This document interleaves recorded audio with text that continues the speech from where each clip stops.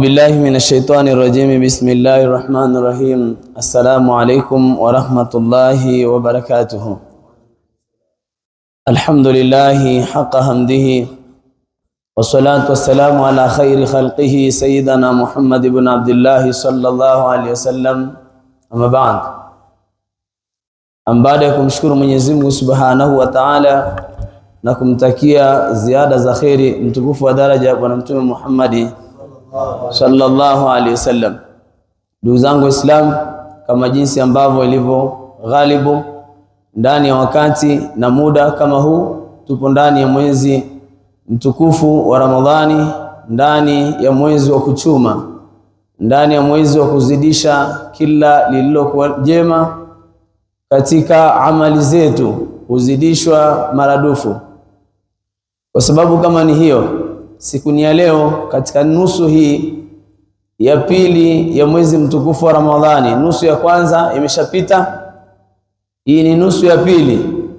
Nusu ya pili tuambiwa wadi'u ya swaimuna shahara rabbil alamina adahu Allahu alaina wa alaikum bisalama.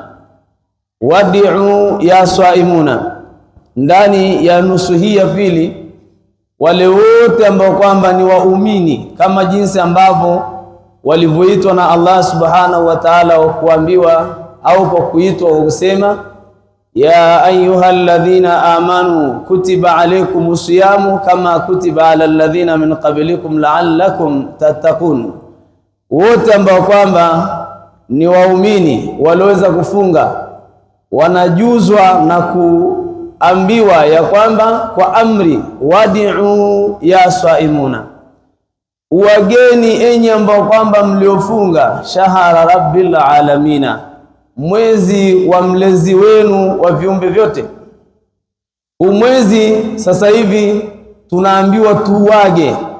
Kama mgeni tayari muda wake kukaa nyumbani kwako, na yeye tayari ameshakumbuka majukumu yake, anataka kurudi kwa ajili ya kwenda kuendelea na mambo yake. Sasa anakuaga, basi kama sio kukuaga, wewe unatakiwa umuage, kwa sababu kama ni hiyo ni amri ya kwamba natakiwa tuage mwezi mtukufu wa Ramadhani. Ndiyo Mtume Muhammad sallallahu alaihi wasallam akasema musibati fi ummati Muhammad sallallahu alaihi wasallam, msiba juu ya msiba kwa ummati Muhammad sallallahu alaihi wasallam. Hivi ni viumbe vinasema msiba uliokuwa mkubwa kwa ummati Muhammad sallallahu alaihi wasallam. Ayu musibatin fi ummati Muhammad sallallahu alaihi wasallam, ukaulizwa ni msiba gani ambao kwamba uko kwa ummati Muhammad sallallahu alaihi wasallam, wakajibiwa bidhahabi Ramadhani, ni kwa kuondoka mwezi mtukufu wa Ramadhani. Kama jinsi ambavyo awali tulipokuwa tukipewa bishara zilizokuwa nzuri na namna mwezi ambavyo kwamba ulivyokuwa na matukufu, tukawa tumeelezewa awali kabisa, tuliambiwa man faraha bidukhuli ramadhana harrama Allahu jasadahu ani nirani.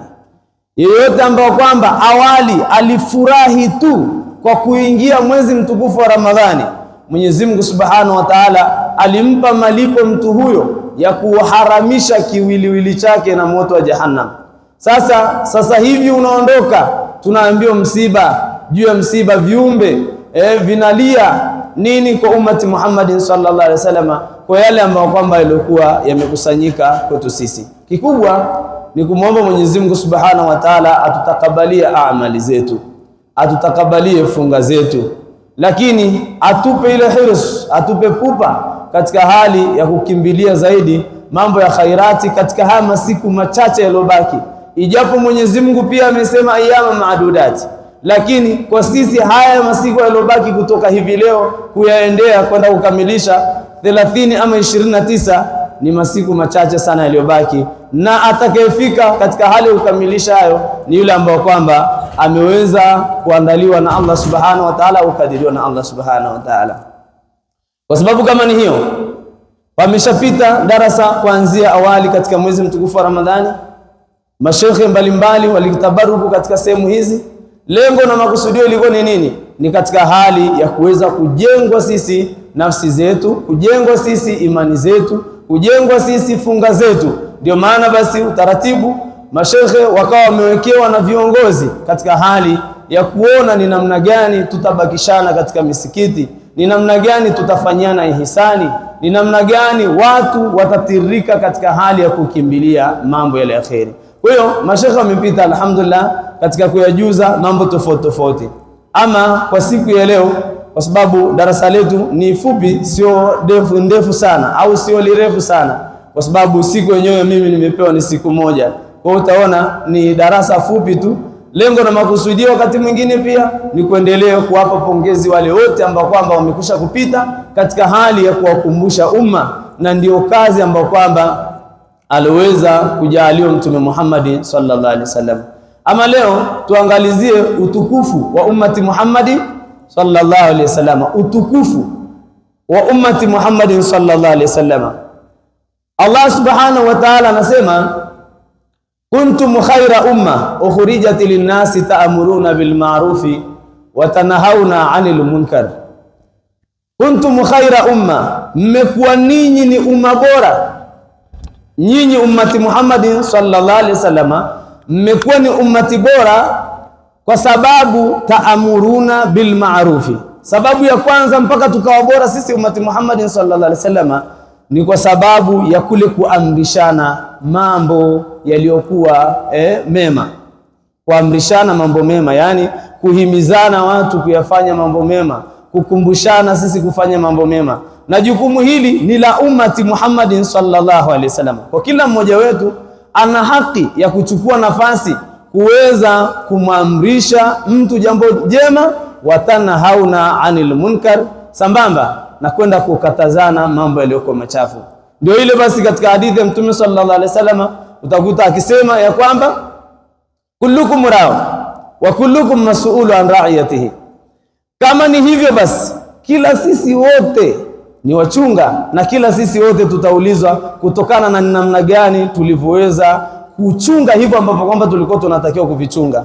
Na ndio maana basi utakuta swala la kuamrishana mambo mema na kukatazana mambo yale mabaya ni swala la ummati Muhammad sallallahu alaihi wasallam. Kula yoyote, sio swala la imam peke yake, sio swala la shekhe peke yake, sio swala la mzazi peke yake. Hapana, kila yoyote ambaye kwamba ametamka kalima la ilaha illa Allah Muhammadur Rasulullah ana haki ya kumkanya mtu jambo baya na kumpa bishara za mambo mema, kama hali ya kuweza kumpa nguvu katika yale anayofanya. Hivyo basi ndio utakuta tumekuwa sawa, na ndio Mwenyezi Mungu akatupa sharafu, akatupa utukufu katika hali ya kuwa na majambo kama haya. Tukumbuke umma zilizopita, tukumbuke nyuma zilizopita, mitume waliopita, wao kazi ya kuamrishana mambo mema na kukatazana mambo maovu ilikuwa kwa viongozi peke yao. Lakini mimi na wewe una haki, kama ni kiongozi anakengeuka misingi ya Allah subhanahu wa ta'ala ukamkanya. Lakini pia kama ni muumini au kama ni Muislamu anakengeuka mipaka, muumini anamkanya. Kiongozi atamkanya muumini, na muumini anaweza akawa amemkanya na nani akamkanya kiongozi. Lengo na makusudio ni nini? Kutengenezana kwenda kuwa katika lengo moja la Allah subhanahu wa ta'ala, alotutaka sisi kuwa umma bora kwa kule kuamrishana mambo mema, lakini pia na kukatazana mambo mabaya. Lakini baada ya kuwa tumekuwa tuko bora sasa katika umma huu, ndani ya mwezi huu mtukufu wa Ramadhani, ndani ya mwezi huu mtukufu wa Ramadhani ikawa imezidi zaidi kitendo cha wewe umemkanya mtu jambo baya, umemfahamisha mtu jambo jema, malipo yake yakawa ni makubwa zaidi kwa Allah subhanahu wa ta'ala, tofauti na miezi mingine ambayo kwamba iliyopita. Ndio hayo ambayo kwamba tunasema mashekhi walikuwa wakifanya kazi ya kuweza kuwatanabahisha umma. Lakini pia ilikuwa ameambiwa Mtume sallallahu alaihi wasallam, fadhakir inma anta mudhakkir. Na pia ilikuwa ni kukumbusha, sio kumtendesha mtu nguvu. Kwa sababu gani? Mtume aliambiwa fadhakir, kumbusha, kwa kukumbusha umma wako. Hata mimi na wewe tukumbushane, lakini inma anta mudhakkir, wewe ni mkumbushaji tu, lasta alaihim, haukuwa wewe Muhammad kwa wao hao unaokumbusha bimusaitiri, kuwa ni mwenye kuwateza nguvu kwa namna yoyote waweze eti kuja kule unapopataka. La hasha, hayu hivyo. Kwa hiyo kama ni kiongozi awakumbushe waumini, wala waumini anaokumbusha akumbushe kwa khushui iliyokuwa kubwa, kwa unyenyekevu uliokuwa mkubwa, na amuombe Mwenyezi Mungu kinywa anachokitumia na ulimi anaotumia. Hivi ni kweli akaona kuwa wamekubali katika lile ambalo kwamba analowaamrisha ama lile analowakataza, amshukuru Mwenyezi Mungu Subhanahu wa Ta'ala, na sio ajikweze, kwa sababu taufiki hiyo ni Mwenyezi Mungu kampa tayari, basi kumkubalisha hawa watu waweze kuongoka kupitia yeye. Kwa sababu kama ni hiyo, pia tuchukue nafasi ya kuonelea wewe kama ni kiongozi, kwa maana kama ni kiongozi ndani ya nyumba kama hii ya Allah Subhanahu wa Ta'ala, lakini ni kiongozi huko ulipo mpaka hata kwenye familia zetu. Kuna watu unaweza kukuta anamuelekeza kijana chake jambo zuri, lakini kijana hamuelewi. Unakuta mtu au mume anamueleza mke wake majambo ambayo kwamba ni mazuri kabisa, lakini mke hasikii. Mke anamuhimiza mume wake majambo na anamkumbusha mume wake majambo mazuri kabisa, lakini hasikii. Wewe sio kukata tamaa, haujaambiwa ukate tamaa. Unachotakiwa wewe uweze kuendelea kumwomba Mwenyezi Mungu akujalie lisana sidika, ulimi ule wa ukweli na ulimi ulionyoka, basi iwe ni sababu mtu huyu aweze kuongoka kupitia wewe. Ukifanya namna hiyo utajipa nguvu, hautachoka na hautakata tamaa. Lakini ukifanya mzaha, kazi ya kulingania, ndugu zangu, ni kazi ngumu sana. Kumtoa mtu sehemu moja kumpeleka sehemu nyingine, kumjuza mtu jambo ambalo kwamba halijui aweze kulijua, sio jambo dogo, ni jambo kubwa. Kwa hata na sisi ambao kwamba Mwenyezi Mungu ametufungua fahamu zetu, ametufungua vichwa vyetu, na tayari unaona kabisa, unakaa unasikiliza kwa kujua haya siku ya kiyama yatakuja kuwa ni shahidi. Siku ya kiyama yatakuja kutolea ushahidi majalisi haya, vikazi hivi vitakuja kutolea ushahidi, masikio yako yatakuja kutolea ushahidi ya kwamba mimi nilisikia kweli ujumbe wako Allah Subhanahu wa Ta'ala. Unaonaje kama hivi leo Ramadhani imebaki siku kadhaa sana, ukachukua nafasi na unaenda kumamrisha ahali yoyote, mtu yoyote huko afanye jambo jema, anayefanya jambo baya ukamkataza, kwa kutumia ulimi wako unaweka ushahidi mbele ya Allah Subhanahu wa Ta'ala. Kwa hiyo tunasema ndani ya Ramadhani ikawa basi huku kuamrishana mambo mema na kukatazana mambo mabaya ikawa ni ahamu minal muhimmati. Lakini pia kheri nyingi ndani ya mwezi wa Ramadhani zimekithiri, lakini tukumbushane, Allah Subhanahu wa Ta'ala anasema ووصينا الإنسان بوالديه حملته أمه وهنا على وهن وفصاله في عامين أن اشكر لي ولوالديك إلي المصير. Katika aya nyingine, waqadha rabbuka an la ta'budu illa iyyahu wa bil walidaini ihsana. Waqadha rabbuka, na amehukumu ewe Muhammad mola wako, an la ta'budu, wasije kumwabudu yoyote hao ummati wako illa iyahu, isipokuwa wamwabudu ya Allah Subhanahu wa Ta'ala, wa bil walidaini ihsana, na kwa wazazi wawili tuwafanyie wema. Mimi na wewe, hii ni Ramadhani inaanza kuondoka, kwa Ramadhani 16 au 17 wenyewe wanasema, nini ulichokifanya wewe kwa mzazi wako kama sehemu ya ihsani? Nini ulichokifanya kwa mzazi wako kama sehemu ya wema? Imma yablughanna indaka alkibaru ahaduhuma au kilahuma fala taqul lahuma uff. Ima uweze kuwakuta wote wawili wakiwa hai, au ima wakufikirie uzee mmoja katika hawa wawili, yani azeeke alafu wewe uko na nguvu zako na waona wazazi wako wanazeeka, au wote wawili wamekulea na mpaka wakafikia hatua yenyewe tayari na wenyewe wanaanza kuzeeka.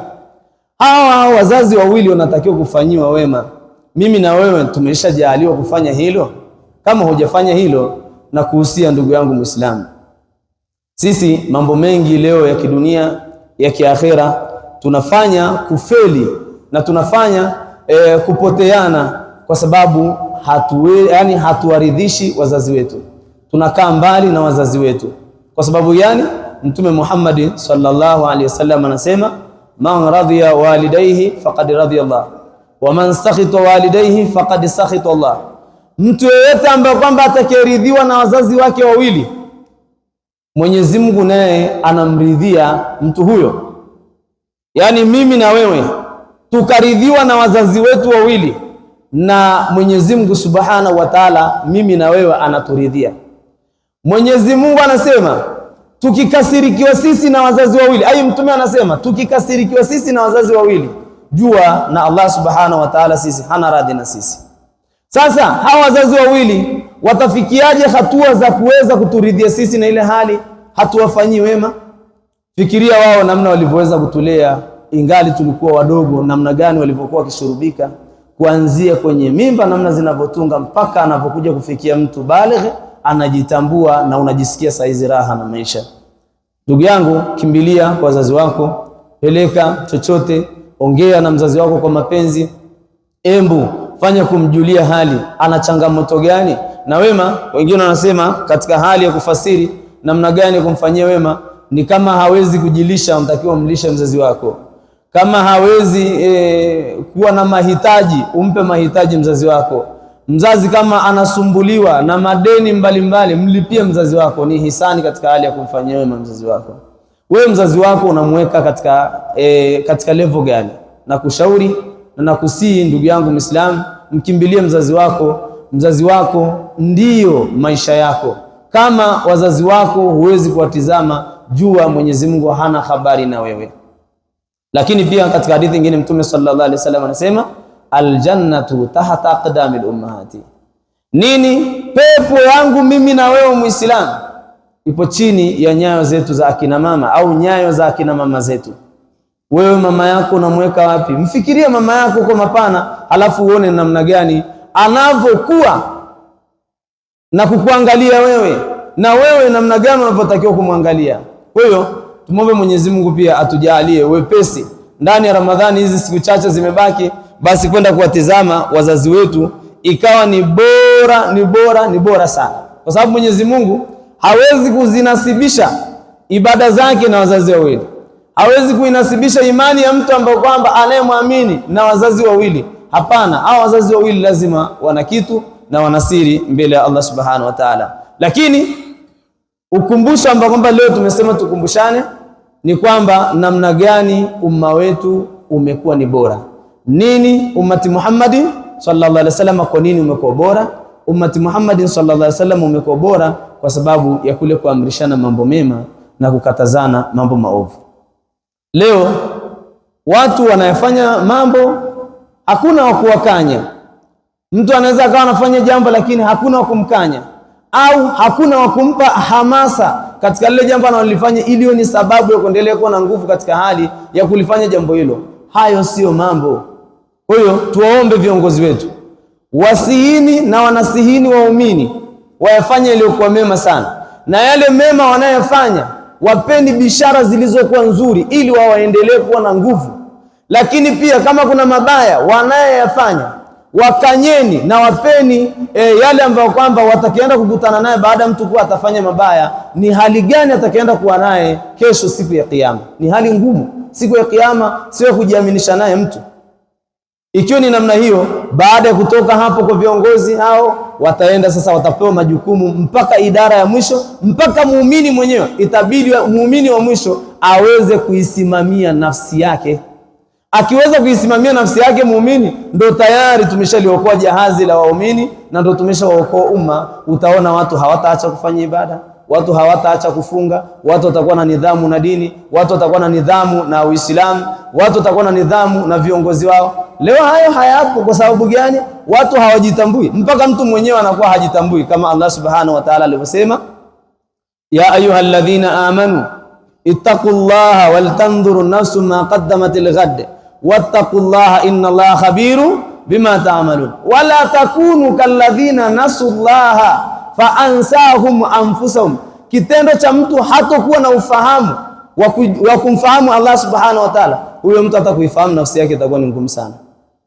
Kwa sababu mtu akimfahamu Mwenyezi Mungu Subhanahu wa Ta'ala ni rahisi zaidi kuifahamu nafsi yake, na mtu akiifahamu nafsi yake ni rahisi zaidi kwenda kumfahamu Allah Subhanahu wa Ta'ala. Kwa hiyo Mwenyezi Mungu anasema kuwaambia waumini, msiwe wala takunu kalladhina, wala msiwe kama wale watu ambao kwamba nasullaha, walomsahau Allah Subhanahu wa Ta'ala, fa ansahum anfusahum, Mwenyezi Mungu nao akawasauzisha nafsi zao, ulaika humul khasirun, watu hao ndio waliopata hasara.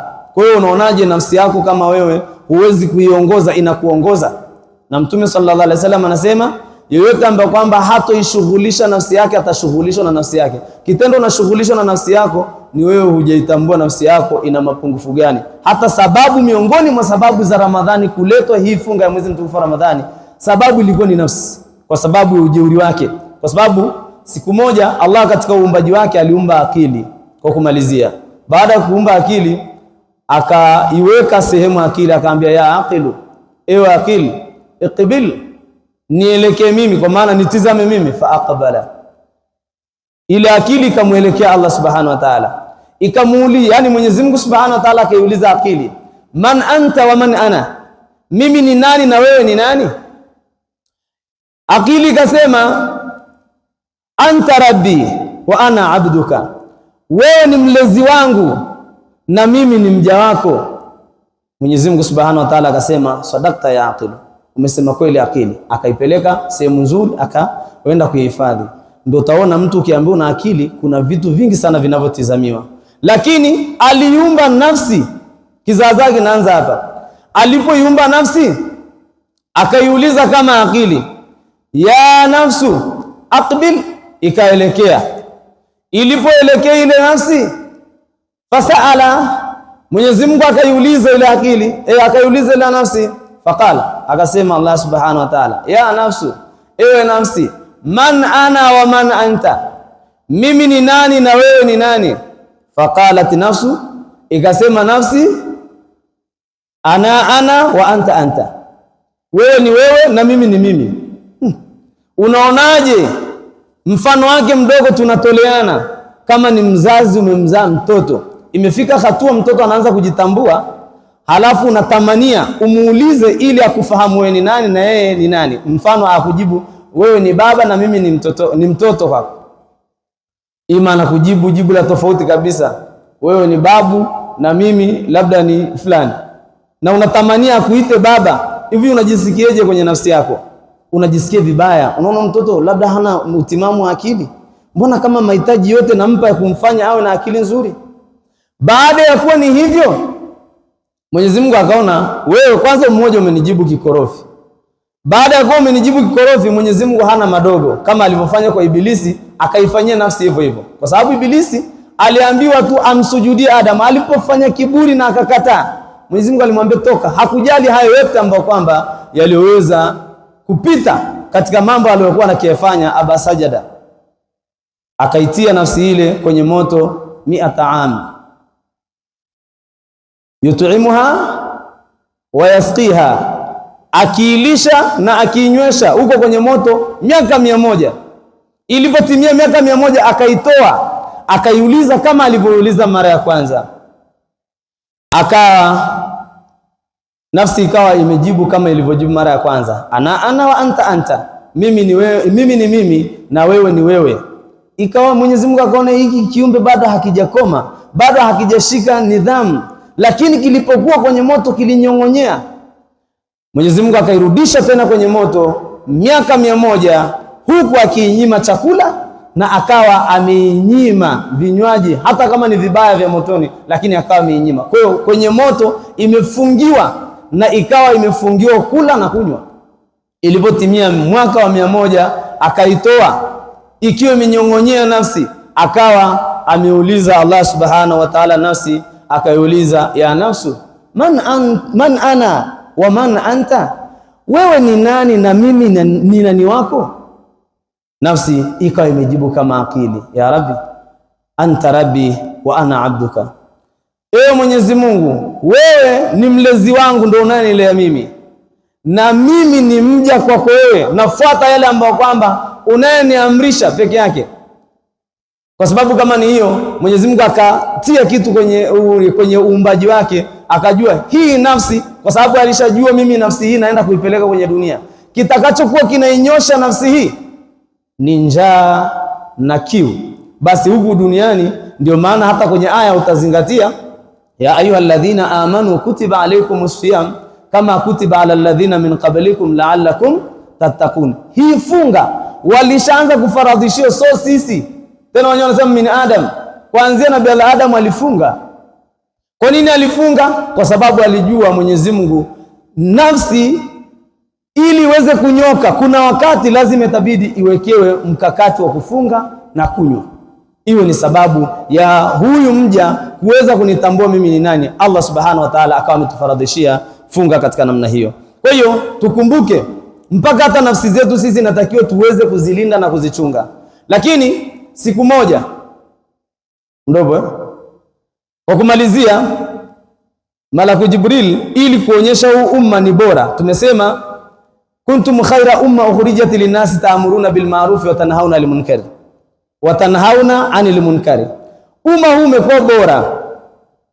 Siku moja Malaku Jibril alimuuliza Allah subhanahu wa ta'ala, ewe Mwenyezi Mungu, kuna kiumbe mwingine yoyote ambao kwamba umemuumba kwa uzuri ambao kwamba umeniumbia mimi?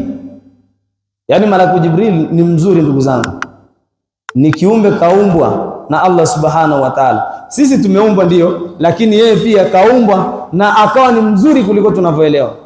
Allah subhanahu wa ta'ala akamwambia, hapana, hakuna kiumbe ambao kwamba niliomuumba kwa uzuri wa mfano wako wewe. Malaku Jibril kwa fursa ile ile, majibu mazuri ya Allah subhanahu wa ta'ala, alichukua fursa ya kumwabudia Allah subhanahu wa ta'ala kwa kuswali rakaa mbili. Kwa kuswali rakaa ngapi jamani? Rakaa mbili. Kwa sababu Mwenyezi Mungu kamjibu majibu mazuri. Mimi na wewe tunatambua neema gani za Allah subhanahu wa ta'ala, alafu kwa umeweza kumsujudia kwa kutambua thamani ile neema ambayo kwamba amekupa Allah subhanahu wa ta'ala. Una akili timamu, una viungo timamu, una ulimi timamu, alhasili una mambo mazuri. Mbona hata siku moja hujawahi kupomoka kwa ajili ya kumshukuru Mwenyezi Mungu kwa haya aliyoweza kukuwekea wewe? Kwa sababu gani? Ungelikuwa una akili timamu ndio ungesema tu mimi naishi kwa mimi naishi, lakini una akili timamu, ndio maana unatambua kuna Allah subhanahu wa ta'ala. Sasa basi umefikia baligh, mpaka leo ulishai kupomoka sijida mbili kwa ajili ya kumshukuru Mwenyezi Mungu. Amekuumba wewe kwa umbile lilokuwa zuri. Kwani utambui kuna wenzako wangapi wameumbwa shaghala bagala, yani wameumbwa kiajabu ajabu? Wewe unaweza kufanya mambo yako vizuri.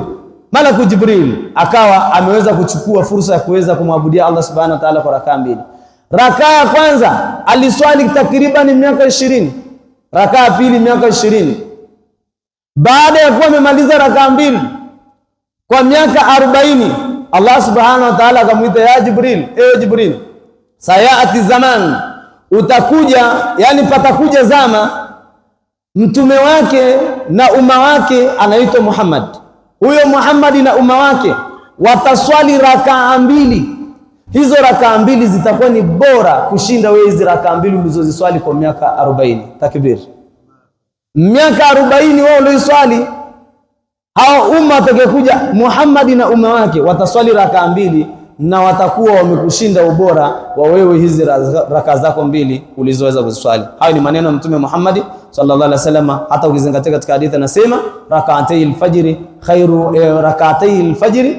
khairu min ad-dunya wa ma fiha. Rakaa mbili za alfajiri, mtu anayeswali rakaa mbili kabla ya alfajiri, unapata dunia na vilivyomo. Yani ni bora kushinda dunia na vilivyomo. Rakaa mbili ni bora kushinda dunia na sio ni bora kama vile dunia, kushinda dunia na vilivyomo. Sasa dunia na binadamu mmoja thamani yake haifananishwi na kitu chochote ulimwenguni. Sasa kwa sababu kama niyo, hebu tuone tuko katika umma uliokuwa bora, na iko sababu ya kuendelea kukithirisha mambo ya kheri. Haya mashekhe ambao kwamba wanayepita kuyasema, wanayezidi kututanabahisha, tuyapupie. Twendeni tukawafanyie wema wazazi wetu na Waislamu kwa pamoja, itakuwa ni bora zaidi. Haya na iliyoko mengi tukomee hapa. Nilisema darasa yangu sio ndefu sana kwa sababu nilipewa ni darasa ya temporary tu. Hii wakati mwingine leo ilikuwa mtu wake kama vile amedelay. Kwa hiyo nipishe maswali mawili matatu ambayo kwamba yatakuwa ni sababu ya kuweza kufahamishana pale Mwenyezi Mungu atakapokuwa anajalia. Wassalamu alaikum warahmatullahi wabarakatuh. Wa alaikum salaam. Assalamu alaikum warahmatullahi wabarakatuh. Wa alaikum salaam. Katika kipindi cha maswali na majibu. Maswali ni matatu. Wakati wenzangu wanaendelea kujifikiria ni swali gani la kuuliza, naomba nami nitumie fursa hii ya kuweza kuuliza swali. Kama ambavyo umetoka kutuambia kwamba mwisho umetoka kufunga darasa kwa kusema Jibril alisali raka 2 kwa takriban miaka 40. Lakini Mwenyezi Mungu Subhanahu wa Ta'ala akamwambia raka hizi 2 ulizoziswali kwa miaka 40 zitakuja zama ambazo mtume wake ni Muhammad sallallahu alaihi wasallam wataswali raka 2 hizo zitakuwa ni bora kuliko hizi ulizoziswali. Lakini umetuambia ubora wa umma huu umekuwa ni bora kwa sababu tumeamrishwa kukatazana mabaya na kuamrisha mema. Sasa swali langu liko hapa, tumekuwa umma bora lakini tumeona tunaishi umri mchache sana. Tunaambiwa tu Ibilisi laana ziwe juu yake alifanya ibada kwa takriban miaka 500. Mtume Muhammad sallallahu alaihi wasallam anasema umma wake ni miaka 60 plus, yani hapo azidi hapo.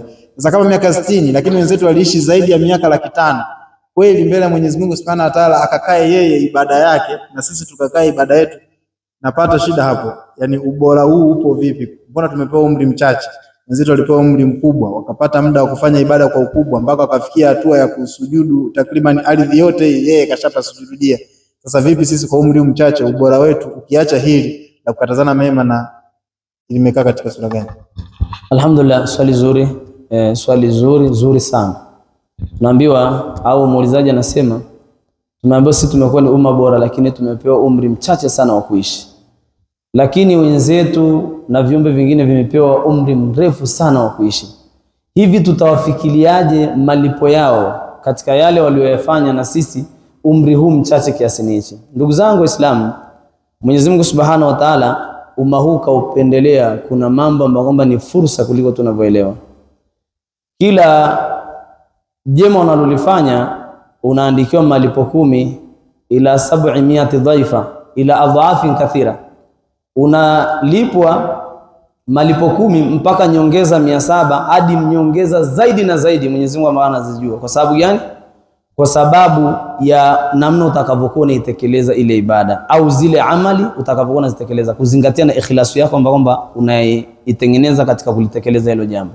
Lakini kwa kukukumbusha tu, mfano mwezi wa Ramadhani tunaambiwa ukiswali faradhi moja ni sawa na faradhi 70 za miezi mingine iliyoweza kupita. Hizi faradhi 70 zinaingia katika mzani wa mema yako wewe, ndio zinaenda kupambanishwa na umri ambao kwamba ndugu zetu wameishi huko wa miaka 700, miaka 800, mwaka 1000, sijui miaka 900. Hayo mema tunayepewa sisi kama nyongeza umati Muhammad katika amali tunazozifanya, ndio sababu ya kwenda kupambanishiwa. Unakuwa umefanya matendo machache kwa yani matendo machache kwa umri mchache, lakini malipo yake ni makubwa kulinganisha na umma ambao kwamba zilizopita. Mfano mdogo wa kumalizia, Mwenyezi Mungu Subhanahu wa Ta'ala mfano kwenye Ramadhani ametupa kitu kinachoitwa Lailatul Qadr. Kwenye Qur'ani ameeleza kusema baada audhu billahi minashaitani rajim, inna anzalnahu fi Lailatul Qadr. Hii Lailatul Qadr tumeambiwa ni khairu min alf shahri. Wewe ukiona mara moja kwenye Ramadhani, ukiona mara moja unaandikiwa ibada ya miaka 83 plus. Wewe ulikuwa unafanya ibada tu, hujawahi kupumzika. Lakini wewe hiyo miaka 83 unaweza ukawa hujaishi. Utaona haya yote yanaingia kwenda kupambanishwa na hao walioishi miaka hiyo wakawa wanayafanya mambo mema. Sisi khairi yetu inatokea hapa kwenye haya mema tunayosisitizwa na mashehe, bana fanya hili, bana fanya hili. Unatoka nyumbani kuja kuswali hapa, kila unyaya moja ibada miaka 100. Unaona ni jambo dogo? Wallahu a'la wa a'lam. Assalamu alaykum wa rahmatullahi wa barakatuh. Wa alaykum assalam wa rahmatullahi wa barakatuh. Mimi nilikuwa nataka kuuliza swali la kwanza. Nilikuwa nataka kuuliza, sisi tunafunga, je, na majini nao wanafunga kama sisi tunapofunga? Pili, nitaka kujua sisi na hayo majini wote tutakaa katika hiyo pepo moja? Swali yangu ni alhamdulillah, ameuliza ya kwamba majini na wao wanafunga. lakini pia hao majini na sisi tutaenda kukaa katika pepo moja kama jinsi ambavyo ilivyo majini. Tunaambiwa na Allah subhanahu wa ta'ala, wama khalaqtul jinna wal insa illa liya'budun. Mwenyezi Mungu hakuwaumba majini na binadamu, ishara ya kuonyesha majini ndio waliotangulia kuumbwa kabla yetu sisi. Lengo na makusudio kuumbwa hawa majini na hawa wanadamu ni kwa sababu ya kumwabudia Allah subhanahu wa ta'ala. Na Mwenyezi Mungu ameahidi wale ambao kwamba wenye kufanya ibada, wabashiril ladhina amanu wa amilu salihati anna lahum jannatun tajri min tahtiha, ni ishara kwamba tutaenda kukaa nao pamoja na wao wanafanya ibada kama sisi tunazozifanya. Ndivyo jinsi ilivyo, tutaenda kukaa nao kwenye pepo huko. Ijapo sasa Mwenyezi Mungu pepo kukaa nao pamoja ni jambo moja, kama jinsi ilivyokuwa kwa sahaba alimwendea Mtume sallallahu alaihi wasallam akamwambia, ya Rasulullah, as'aluka rafaqaka fil janna, ewe Mtume Mwenyezi Mungu nakuomba kesho peponi na mimi niwe rafiki yako. Hivi kama ni wewe unajisikiaje? Huyu mtu unampa jibu gani ili aone na yeye ameona kama mtu amethaminiwa? Mtume Mwenyezi Mungu Subhanahu wa Ta'ala kainama kwa muda mrefu akaambia, umeniuliza jambo kubwa sana ewe sahaba wangu, umeniuliza jambo kubwa na sielewi nikwambiaje. Lakini akapewa ilham Mtume sallallahu alaihi wasallam akamjibu akaambia, ayunini ala kathrati sujudi, ili tuende tukawe marafiki mimi na wewe kesho peponi, naomba jambo moja, nisaidie kufanya wingi wa kusujudu. Akimaanisha Mtume sallallahu alaihi wasallam fanye wingi wa kuswali sana. Allah akitaka tukitakabaliwe hizi swala zetu tutaenda kuwa wote peponi na kupeana bishara zilizokuwa nzuri. Kwa hiyo kwa sababu kama niyo, kwa swali lako, majini wanafanya ibada kama tunazozifanya sisi, lakini pia kesho peponi kama itakuwa ni kheri, tutafanya amali zinazowiana, tutakutana na tutaendelea kupeana bishara zilizokuwa njema. Lakini pepo ya mtu mmoja tunaambiwa iko sawa kama dunia ukubwa wake hivyo. Kwa hiyo tutaenda kuwa pamoja Allah akitaka. Wallahu a'lam.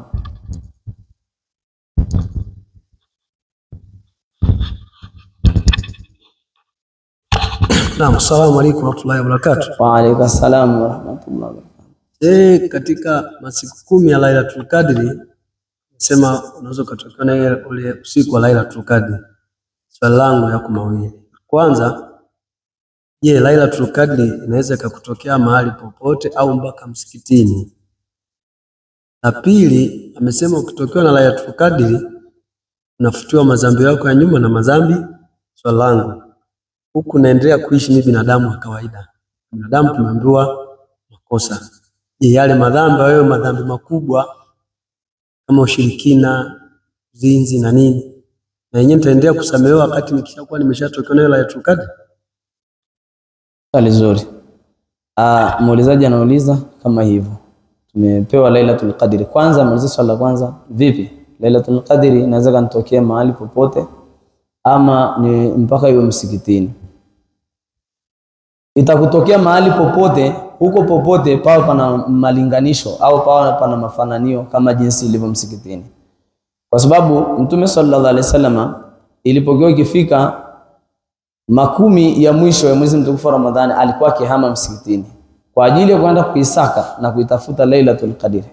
Kwa kuashiria msikitini ni mahali patukufu na malaika ndipo wanapoteremka, na huko basi utakapokuwepo kwenye majalisi yoyote ukawa na mafungamano kwa kutambua mimi niko huu, lakini nilikuwa natakiwa niwe msikitini, ukajifungamanisha kama ni nyumbani kwako, ukajifungamanisha kama ni sehemu ambapo kwamba ulipo kwa sababu ya kutambua ule wakati, basi ukawa umejinyenyekeza na kujiweka uzuri, Lailatul Qadri inakupatikania. Na itakapokupatikania kama jinsi ilivyo, unakuwa umepewa khairi za miaka 83. Ikiwa ni namna hiyo, kitendo cha kupatikaniwa na khairi kama hiyo, kwa hadithi ya Mtume sallallahu alaihi wasallam anasema ihfadhullaha yahfadhuka, mpaka umepata hiyo Lailatul Qadri, kuna mambo ulikuwa unamhifadhi Mwenyezi Mungu, sasa inakuwa ni dhamana ya Allah subhanahu wa ta'ala kukuhifadhi wewe. Sasa hayo machafu hautaweza tena kuyaendea, wala hautakuwa na nguvu naye tena, wala akili hiyo hautakuwa nayo. Kwanza moyo wako utakuwa sio mioyo hii tunayokuwa naye kwetu ya kawaida, ni moyo ambao umezidi imani, sio ya kawaida. Fikra zako zinakuwa ni za upeo wa mbali na nini, unakuwa ni mwingi wa khairati. Lakini labda kama Mwenyezi Mungu alikukadiria hayo, huenda likatokea hilo. Tunaomba Mwenyezi Mungu atuhifadhi na inshallah. Wallahu a'lam. Kujajibu moja, ameuliza akiipata hiyo Lailatul Qadri kwa mujibu wa maelezo yake atafutiwa madhambi ya nyuma na yanayofuata. Sasa vipi, mimi ni mwanadamu naendelea kuishi, naendelea kufutiwa, sasa je, hilo ni sahihi? Madhambi yanafutwa, na mpaka yamefutwa ni Mungu kakuridhia, na baada ya kuwa yatakuwa yamefutwa, hafuti Mwenyezi Mungu kidogo kidogo. Akisema anafuta ni anafuta. Baada ya kuwa amefuta, tukakwambia mpaka amefuta, kuna mambo uliyafanya, kama ni toba, umeomba toba ya kweli, amekuridhia. Kwa sababu kama ni ameshakuridhia, sasa ni yeye jukumu lake la kukuhifadhi wewe usiyatimbe tena machafu. Wewe ulifanya jambo la kumhifadhi Mwenyezi Mungu katika kipindi hichi, ukawa umejinyenyekeza, unaomba toba na kadhalika, basi ikawa ni sababu ya kuiona ile Lailatul Qadr, ukafutia madhambi, na ukawa ni sababu ya kuweza kupewa hayo ya khair. Nizamu ya Mwenyezi Mungu sasa kukuhifadhi wewe mja, ili usiende kuyatimba, ili isije kakanganyikana kauli yake siku ya kiyama, mbona unaniambia mimi utanipa Lailatul Qadr alafu tena imekuwa haya. Assalamu alaikum wa rahmatullahi wa barakatuh. Wa alaikum salam wa rahmatullahi wa barakatuh. Sheikh, naomba niulize, swali langu ni moja lakini litagawanyika katika sehemu A na B.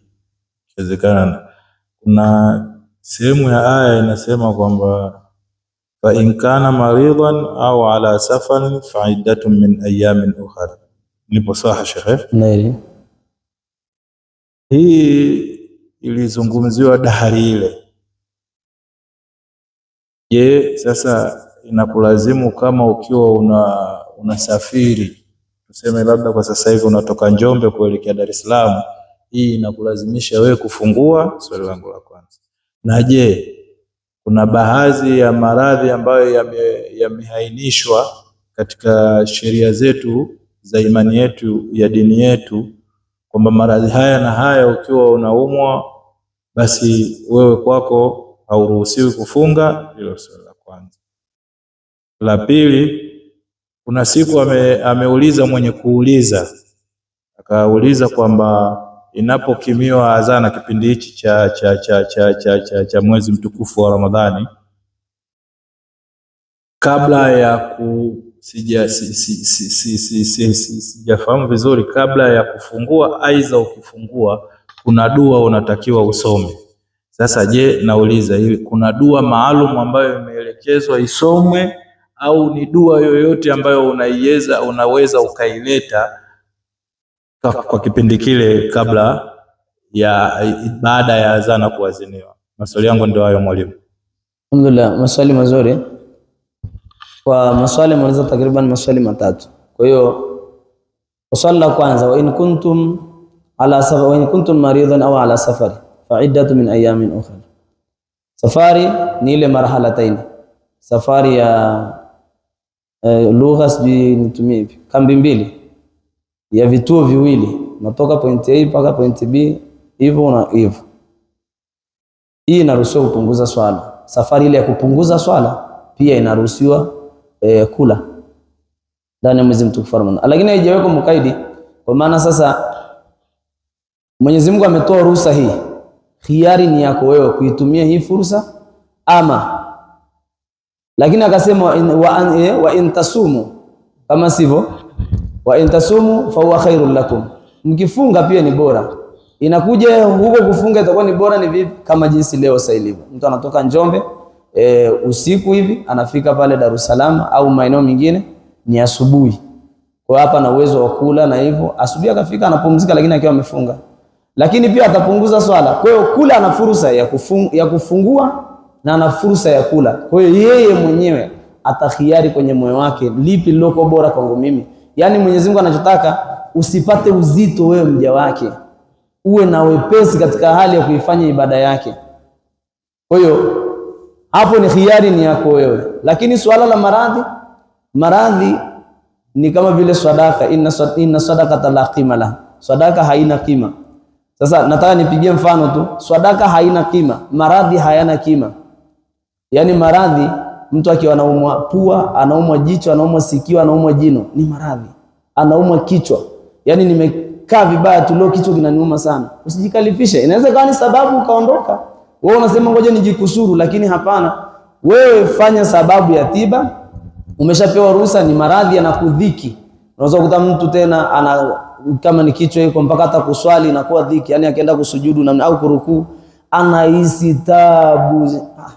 Inna Allah la yukallifu nafsan illa ma wasaha. Sasa wewe tena inakueje unajikalifisha? Kwa hiyo maradhi, hamna maradhi yaliyoainishwa, ila haya maradhi ambayo kwamba sasa yanakuwa ni yale maradhi sugu, si ndio kabisa? Kama maradhi madogo ni ruhusa, je maradhi makubwa?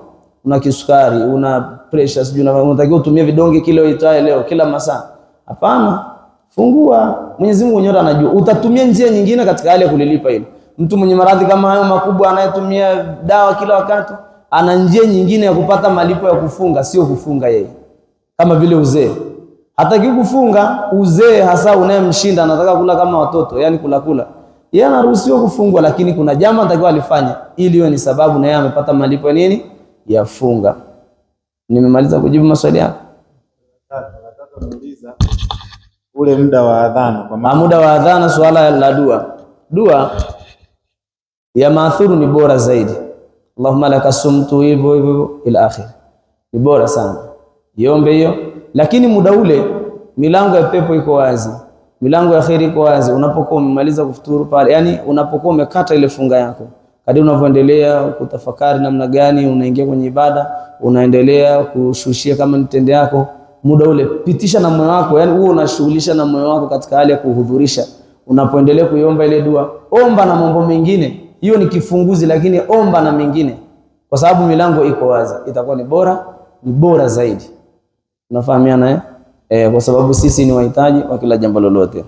ربنا انفعنا بما علمتنا رب علمنا الذي ينفعنا رب فقهنا وفقه أهلنا وقربات لنا في ديننا مع أهل القدر وذكر رب وفقنا وفقهم لما ترتضي قولا في الكرم وارزق كل حلالا دائما واخلة قياما ولما نهض بالخير وقبل الشر ربنا اغفر لنا كل شؤون واقرب بالرضا منك العيون وقضانا ربنا كل دين قبل ان تاتينا رسول المنون وغفر سرنا كرم سدد والصلاة الله تعشى المصطفى من الحق دعنا والوفاء بكتابه لناس الشفاء وعلى آل الكرام شرف وعلى أصحاب المصطفى والحمد لله رب العالمين.